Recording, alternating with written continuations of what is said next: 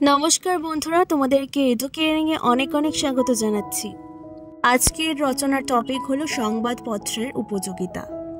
একজন সচেতন মানুষের কাছে সংবাদপত্র হলো যুগের দর্পণ। সকালে এক কাপ চায়ের সঙ্গে সংবাদপত্র না হলে মনে হয় দিনটা শুরুই হলো না।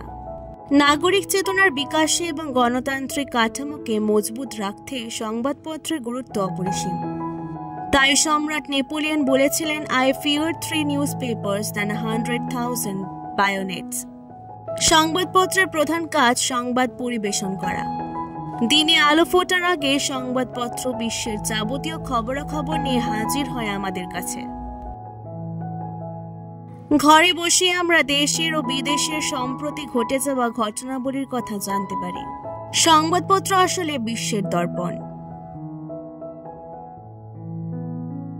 ব্যবসা বাণিজ্য, রাজনীতি, প্রযুক্তি, শিক্ষা, খেলাধুলা এবং জীবনের সঙ্গে সংযুক্ত জরুরি বিজ্ঞাপন প্রভৃতি সংবাদপত্রের মাধ্যমে আমরা জানতে পারি। বর্তমান যুগে সংবাদপত্রের কর্মপরিধি আরো ব্যাপক।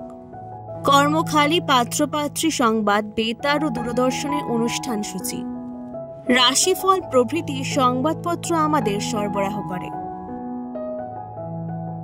বর্তমান যুগে সংবাদপত্র হলো শিক্ষা বিস্তারের অন্যতম গুরুত্বপূর্ণ মাধ্যম। যে সকল গণমাধ্যম বর্তমান সময়ে জনশিক্ষা বিস্তারে অগ্রণী ভূমিকা নিয়েছে তাদের মধ্যে সংবাদপত্রের ভূমিকা অপরিসীম। বিশেষ করে ছাত্রছাত্রীদের কাছে সংবাদপত্র এখন ক্যারিয়ার গাইড।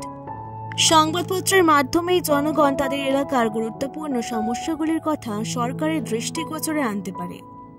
নিরপেক্ষ সংবাদ পরিবেশন করা একটি সংবাদপত্রের প্রধান শর্ত।